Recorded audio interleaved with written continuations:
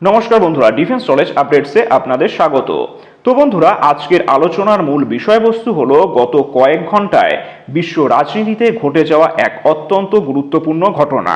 ইসলামাবাদে অনুষ্ঠিত আমেরিকা ও ইরানের মধ্যেকার উচ্চ পর্যায়ের শান্তি আলোচনা এবং 21 ঘন্টা ধরে চলা এই ম্যারাথন বৈঠকের পরেও কোনো সমঝোতায় পৌঁছানো সম্ভব হয়নি।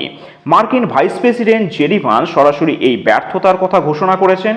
কেন এই আলোচনা ব্যর্থ হলো, পাকিস্তানের ভূমিকা কি ছিল এবং সবচেয়ে বড় কথা, এই পরিস্থিতির ফলে ভারতের জন্য নতুন কোনো কৌশলগত সমীকরণ তৈরি হচ্ছে কিনা, সেটাই আজকের আলোচনার মূল বিষয়। তাহলে দেখুন, এই আলোচনার ব্যর্থতার মূল কারণ ছিল আমেরিকার দেওয়া কঠোর রেড লাইন। মার্কিন প্রশাসন পরিষ্কার জানিয়েছিল যে ইরানকে তাদের পারমাণবিক কর্মসূচি পুরোপুরি বন্ধ করতে হবে এবং ইউরেনিয়াম সমৃদ্ধকরণ কেন্দ্রগুলো ধূলিসাৎ করতে হবে। আমেরিকা সরাসরি ইরান থেকে সমস্ত উচ্চ সমৃদ্ধ ইউরেনিয়াম ফেরত চায়। ইরান এই দাবি মেনে নেয়নি। তাদের মতে আমেরিকার দাবিগুলো অত্যাধিক এবং তাদের পারমাণবিক উচ্চাকাঙ্ক্ষা অটুট রাখতে তারা বদ্ধপরিকর।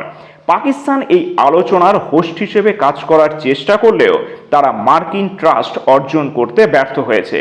যদিও জেডি ভান্স, শাহবাজ শরীফ ও জেনারেল আসিফ মুনিরকে অবিশ্বাস্য হোস্ট বলে সম্বোধন করেছেন, কিন্তু বাস্তবে শান্তি আলোচনায় তাদের কোনো কার্যকর প্রভাব দেখা যায়নি। বরং ট্রাম্প প্রশাসন পাকিস্তান ইরান সম্পর্কের বর্তমান সমীকরণ নিয়ে সন্তুষ্ট নয়, যা ভবিষ্যতে পাকিস্তানের জন্য নতুন অর্থনৈতিক ও কূটনৈতিক বিপদের কারণ হতে পারে।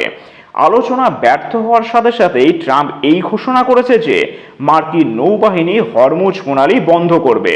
এটি একটি সরাসরি যুদ্ধের বার্তা, কারণ হরমুজ প্রণালী বিশ্বের তেলের লাইফলাইন। তারা এখানে ব্লক করা মানেই তেলের দাম হুহু করে বাড়বে। ট্রাম্প সরাসরি বলেছেন ইরান পারমাণবিক বোমা তৈরি করার স্বপ্ন দেখছে, যা তিনি কোনোভাবেই হতে দেবেন না। এর পরিণতি হিসেবে ইরান ও মধ্যপ্রাচ্যে বড় ধরনের সংঘাতের দিকে ধাবিত হচ্ছে। এখন প্রশ্ন হলো, এই ব্যর্থতার পর আমেরিকা কেন ভারতকে খুঁজছে? তাহলে দেখুন, এই মুহূর্তে আমেরিকার কাছে ভারত কেন অপরিহার্য সেটাই জানবো। এর প্রধানত কয়েকটি কারণ হচ্ছে। সেগুলো হচ্ছে, প্রথমত হচ্ছে আমেরিকা জানে চীনকে ঠেকানোর একমাত্র বাস্তবসম্মত ও শক্তিশালী অংশীদার হচ্ছে ভারত। তাই পাকিস্তান বা ইরানের ওপর নির্ভরতার চেয়ে ভারতের মতন স্থিতিশীল এবং গণতান্ত্রিক দেশের সাথে সম্পর্ক এখন আমেরিকার অপরিহার্য চাহিদা।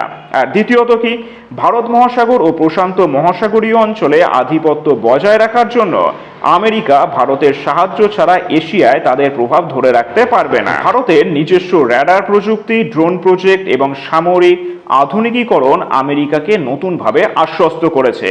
ট্রাম্প প্রশাসনের জন্য ভারত এখন কেবল একটি বাজার নয়, বরং একটি স্ট্র্যাটেজিক অ্যাসেট বা কৌশলগত সম্পদে পরিণত হয়েছে। পাকিস্তান ঐতিহাসিকভাবে চীনের সাথে ঘনিষ্ঠ এবং মধ্যপ্রাচ্যের ইস্যুতে তাদের অবস্থান মার্কিন বিরোধী। পক্ষান্তরে ভারত বৈশ্বিক পরিমণ্ডলে একটি নিরপেক্ষ ও দায়িত্বশীল শক্তি হিসেবে নিজেকে প্রতিষ্ঠিত করেছে, যা ওয়াশিংটনের বর্তমান নীতি নির্ধারকদের কাছে অধিক গ্রহণযোগ্য। পাকিস্তান ও ইরানের ব্যর্থ সমঝোতা কেবল মধ্যপ্রাচ্যের পরিস্থিতি থেকে উত্তপ্ত করেনি, বরং দক্ষিণ এশিয়ায় ভারতের গুরুত্বকে কয়েক গুণ বাড়িয়ে দিয়েছে। আমেরিকা এখন বাধ্য হয়েই ভারতের দিকে ঝুঁকছে, কারণ তারা জানে স্থিতিশীল ভারতই পারে তাদের এশীয় স্বার্থ রক্ষা করতে। এখানে আপনার কি মনে হয়, ভারত কি আমেরিকার এই চাপের মুখে নিজের কৌশলগত স্বায়ত্তশাসন বজায় রাখতে পারবে? কমেন্ট বক্সে আপনাদের মতামত অবশ্যই জানান। আর চ্যানেলটি ভালো লাগলে অবশ্যই লাইক, শেয়ার ও সাবস্ক্রাইব করে দেবেন। ধন্যবাদ।